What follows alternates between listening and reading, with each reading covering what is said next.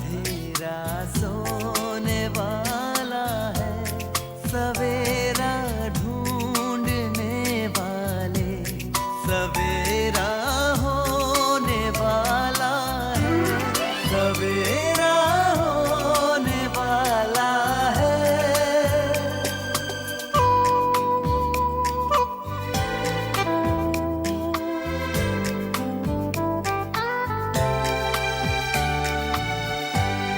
खुशी छलकाएंगी किरणें, खुशी बरसाएंगी किरणें, तेरे गम की सियाही को उजाला धोने वाला है, सवेरा होने वाला है, सवेरा।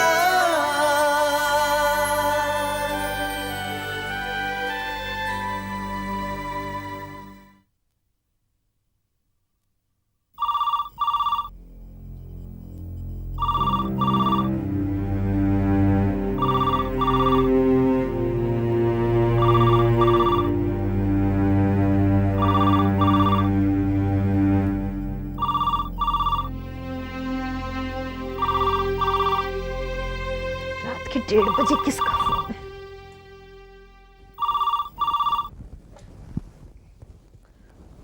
हेलो।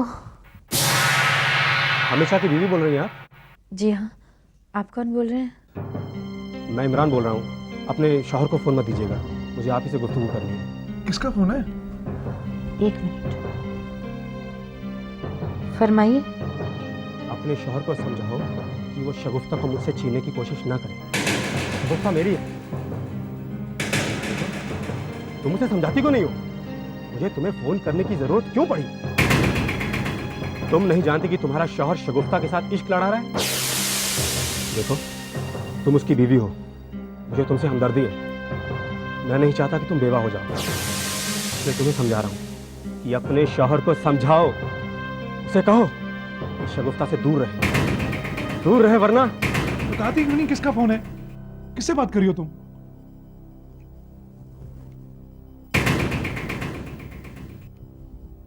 हेलो, कौन है? मेरा नाम, मेरी आवाज अच्छी तरह से पहचान ले हामिद शाह। इमरान बोल रहा हूँ।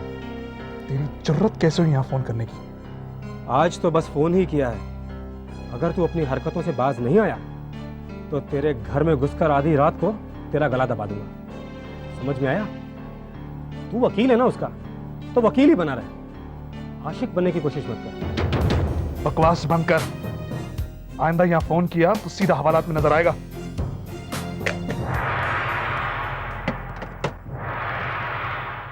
तेरी बदकिस्मती है हामिद शाह कि तेरी बीवी ने फोन उठाया।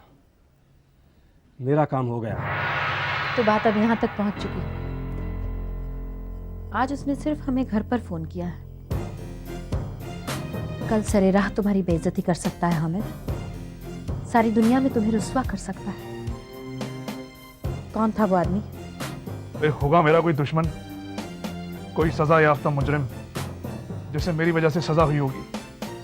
खामखा हमें बदनाम करने की और हमारे दरमियान।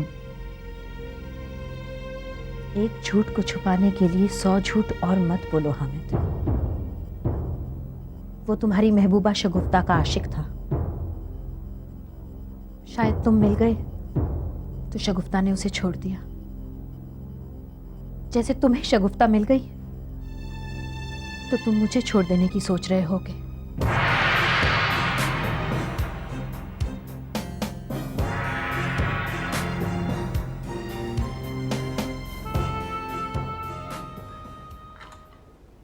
ये ले बेटा चाय।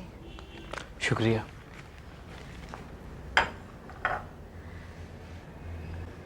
बेटा तुझसे एक ज़रूरी बात करनी थी।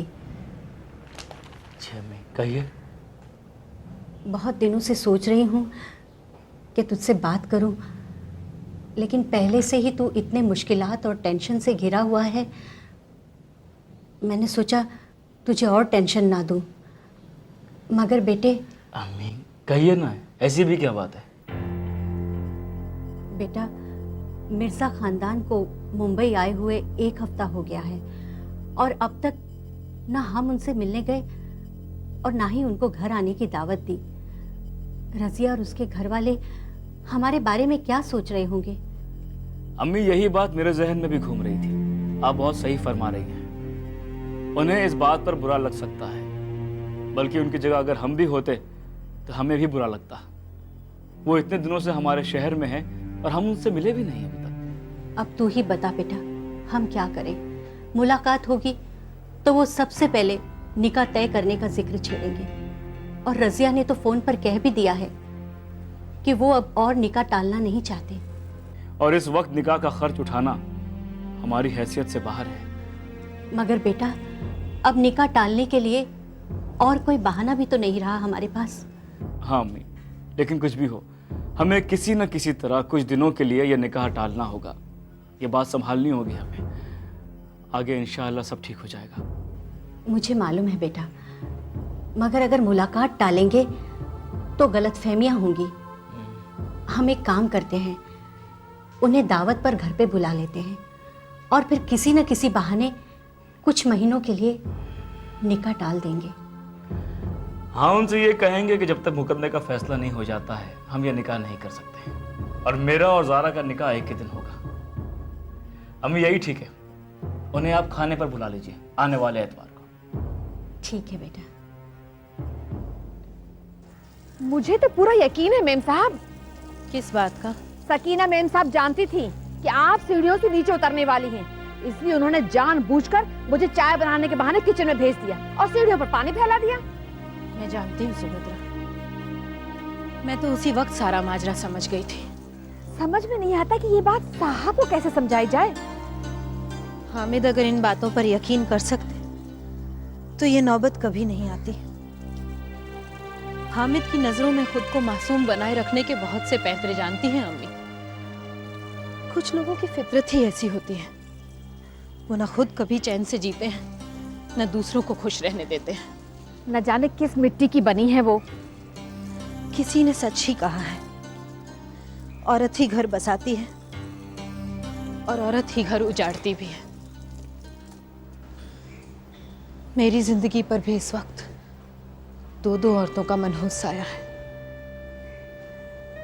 मेरी सास और मेरी सौतन। हामिद को इन दोनों ने अपने कब्जे में कर लिया है, और मैं जानती हूं शगुफ्ता हामिद की जिंदगी में हमारी बर्बादी का सबब बनकर आई है। मेरी बात मानिए मेम साहब, इससे पहले कि बहुत देर हो जाए आप जाकर शगुफ्ता से बात कीजिए। आप ही उसको इस बात का एहसास करा सकती हैं कि वो जो भी कर रही है गलत है। आखिर वो भी एक औरत है, दूसरी औरत के दर्द को समझेगी।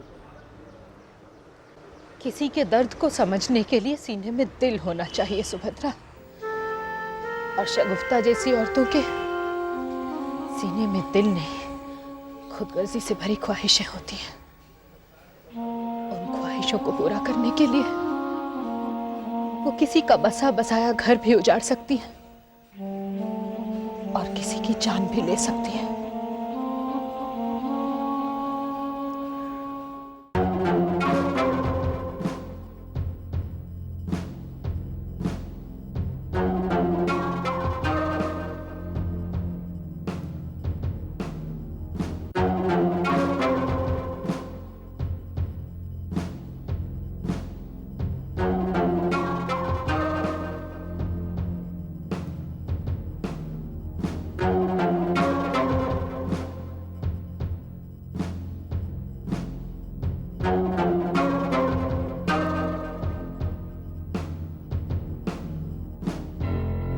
अगर मैं चाहूं तो तुम्हें इसी वक्त गिरफ्तार करवा सकता हूं। तुम पर कोई भी इल्जाम लगवा सकता हूं। पुलिस तुम पर नहीं मुझ पर यकीन करेगी, समझे? अगर मैं चाहूं तो तुम्हें इसी वक्त गिरफ्तार करवा सकता हूं। तुम पर कोई भी इल्जाम लगवा सकता हूं और एक बात काम करवा सकता हूं, समझे? मेरे कोई भी इल्जाम लगवा सकता हूं, समझे? समझे?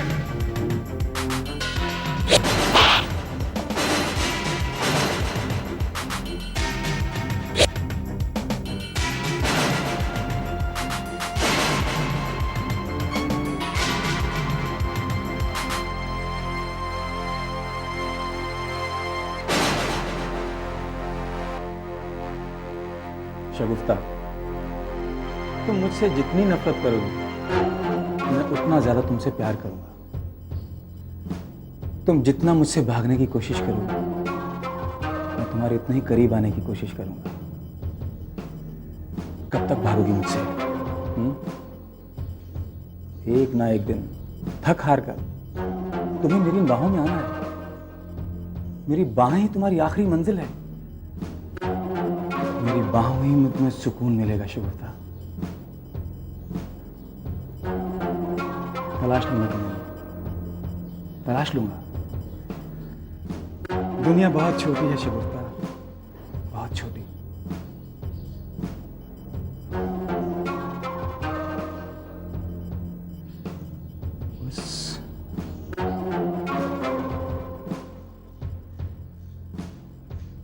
उस कमीने हामिद शाह को जरूर पता होगा कि शगुफ्ता कहाँ है। उसे तो मैं जिंदा नहीं छोड़ूंगा, उसे देख लूंगा। अम्मी से भी बुरा हाशिर करूंगा उसका। बड़ी बुरी मौत मारूंगा उसको, कमीने को।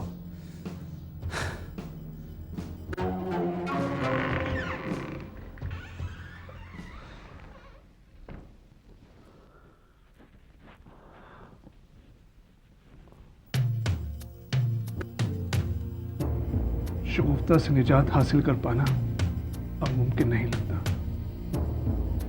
इमरान नाम की नई मुसीबत सर पर आ गई है। अब तक तो बात घर की चार दीवारी में थी। शबाना की नजरों में तो मैं गिर ही चुका हूं। अब इमरान मुझे सारी दुनिया में रुस्वा कर देगा।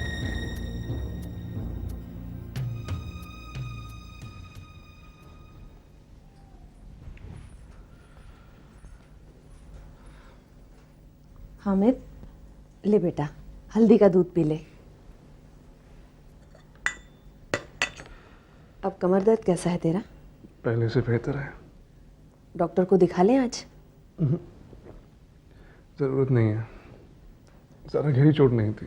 आज भी घर पर रहना, ऑफिस मत जाना। जी। क्या बात है, तू बहुत परेशान दिखाई दे रहा है। नहीं, ऐसी कोई बात नहीं है। कुछ छुपा रहा है मुझसे? मैं जानती हूँ हामिद, शबाना ने तेरे दिमाग में ज़रूर ये बात भरने की कोशिश की होगी कि सीढ़ियों पर पानी सुभद्रा की लापरवाही की वजह से नहीं, बल्कि मैंने। शबाना ने ऐसा कुछ नहीं कहा अम्मी। तो फिर तेरी परेशानी की वजह क्या है? मैं खुद हूँ अपनी परेशानी की, अपनी तमाम मुश्किलात की वजह। क्या शगुफ्ता को लेकर? प्लीज अम्मी, मत लीजिए उसका नाम इस घर में। इस मामले में मुझसे कोई बात मत कीजिए। और हो सके तो मुझे तनहा छोड़ दीजिए।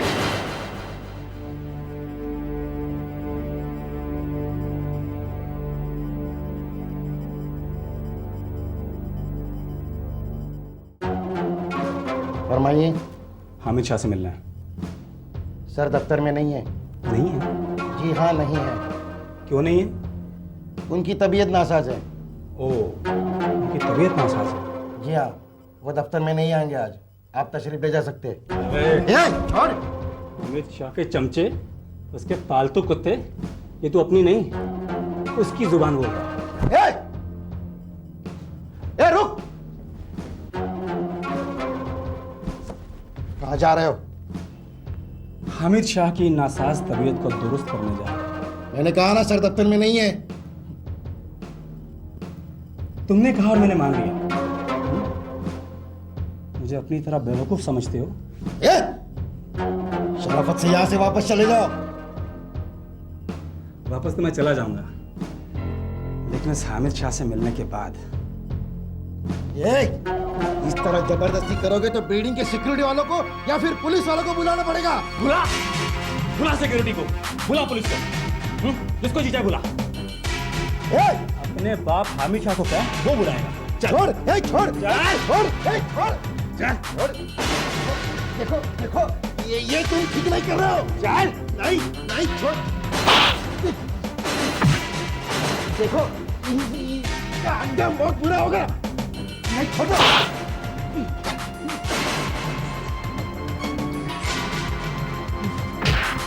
चल। देखा, मैंने कहा था ना सर दफ्तर में नहीं है, लेकिन तुम्हें यकीन नहीं था मुझ पर। कहीं मेरी आवाज सुनकर चुप तो नहीं गया बुज़दिल? अपनी खैरियत चाहते हो तो यहाँ से दफा हो जाओ।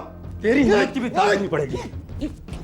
अगर एक भी लफ्ज जुबान से निकाला ना तो तेरी जुबान खींचकर तेरे हाथ में दे दूंगा। जा। चल, हमेशा के घर का नंबर डालकर। नहीं, चल। नहीं। चल, डायल कर। नहीं।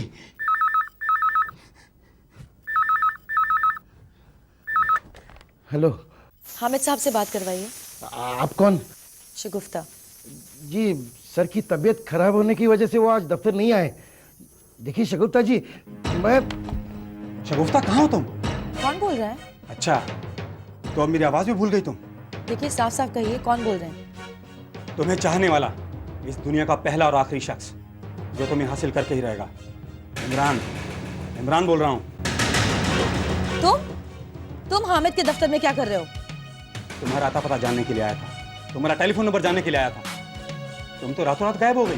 देखो इमरान, मेरे बारे में कुछ भी जानने के लिए तुम्हें हामिद को तंग करने की जरूरत नहीं है। तो कहाँ रह रही हो तुम? खुद बता दो मुझे। मैं हमेशा को तंग नहीं करूंगा, वरना जब तक तुम्हें तलाश नहीं लेता हमेशा का जीना मुश्किल कर दूंगा मैं तुम्हें कुछ भी नहीं बताऊंगी।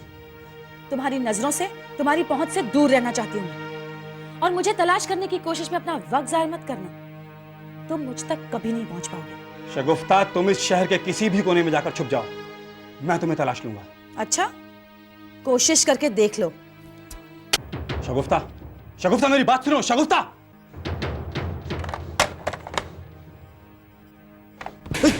तुझे पता है शगुफ्ता कहाँ रह रही है?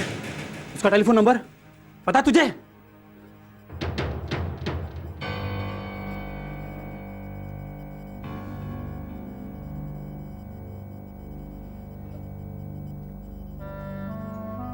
अम्मी, दवाइयाँ ले लीजिए।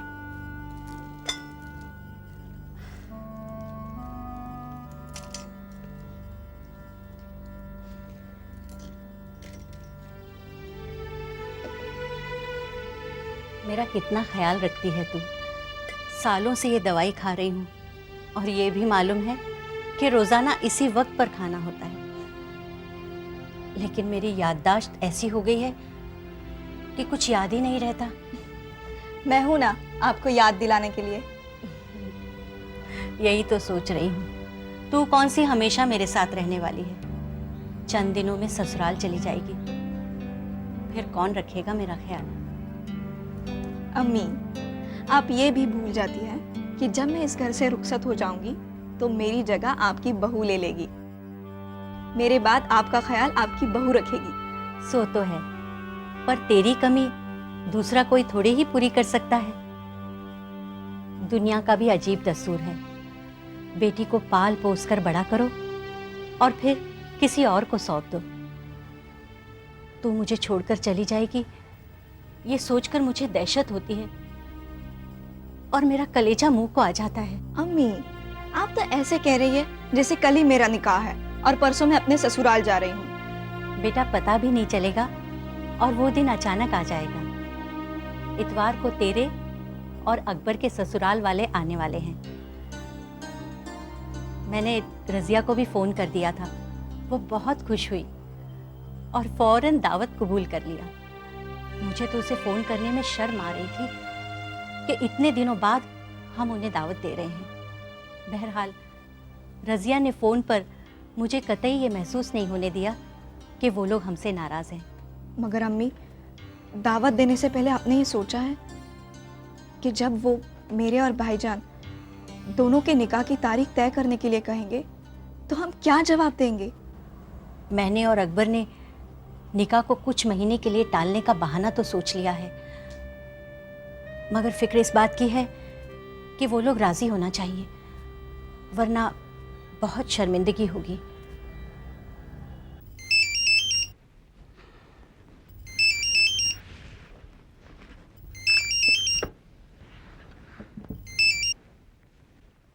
हाँ बोलो जोशी।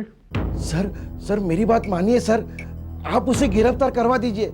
बहुत खतरनाक आदमी है वो। अरे किसकी बात कर रहे हो तुम? वही इमरान के बारे में बात कर रहा हूँ सर। इमरान? क्या किया उसने? सर वो आज दफ्तर आया था। मैंने उसे कह दिया कि आप दफ्तर में नहीं है, तो उसने समझा कि मैं झूठ बोल रहा हूँ। फिर उसने मेरे साथ मारपीट की सर, और अंदर घुस गया सीधा आपके केबिन तक। डैम इट, शख्स की हिम्मत तो बढ़ती जा रही है। सर मुझे तो वो बिल्कुल सरफिरा लगता है सर। ये ऐसा आदमी कभी भी कुछ भी कर सकता है। मेरी बात मान लीजिए सर, उसके खिलाफ पुलिस में कंप्लेंट कर दीजिए। हाँ तुम फिक्र मत करो जोशी, मैं जल्दी उसका कुछ ना कुछ इंतजाम करता हूँ। Don't worry. Okay sir. तुम्हें ज्यादा चोट तो नहीं आई? जी नहीं। ओके, खुदा हाफिज। खुदा हाफिज सर। इमरान, इस शख्स का इलाज करना तो बहुत जरूरी हो गया है। साहब, आपसे मिलने कोई आया है। कौन आया है? पता नहीं।